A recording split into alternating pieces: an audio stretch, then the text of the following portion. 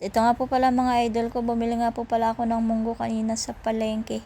At ito nga po, inilagay ko na po dito sa kawali at mainit na po ang ating kawali. Hindi ko na nga po binidyohan ang pagsasalang ko ng kawali at dahil nga po napakaitim pa ng kawali natin, hayaan nyo na lang po, ganyan na lang po ang inyong makita. Dahan-dahan ko nga lang din po itong hinalo mga idol ko. At kailangan nga po pala dahan-dahan lang din ng halo kasi baka po mamaya wala na matira sa kawali. At ito nga po mga idol ko ay mapula na ang ating munggo. Kailangan nga po pala dito mga idol ko ay mahina lang din ang apoy para maganda po ang pagkaluto at hindi po sunog. Ito nga po pala mga idol ko ay mamaya ay isasali natin sa plato para po piratin. At ito nga po ay konti panluto at hahanguin na rin natin mga idol ko. Intay-intay lang po ng kaunti at malapit na pong maluto.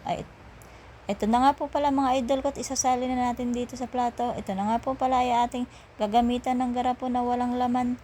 Ito nga po pala yung ating garapo na pangpirat dito mga idol ko.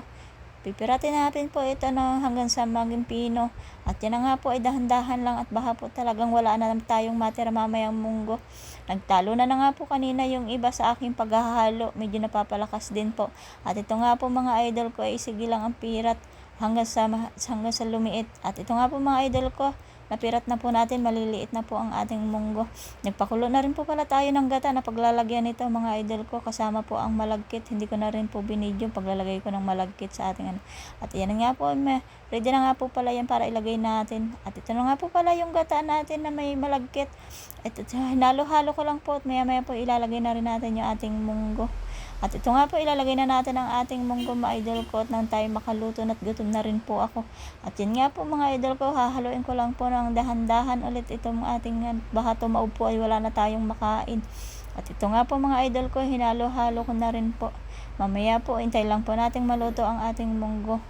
Ayan, medyo matagal din po ang pagkaluto ang munggo kaya hintay lang po natin siyang maluto mga idol ko. Hahayaan lang po natin siya dyan maluto ulit. At ito nga po pala mga idol ko, luto na po ang ating titikman po muna natin kung matamis at ayos na ang lasa. At ito nga po mga idol ko, hanguin na. At ito na nga po pala mga idol ko, kain na po tayo mga idol ko. Thank you for watching.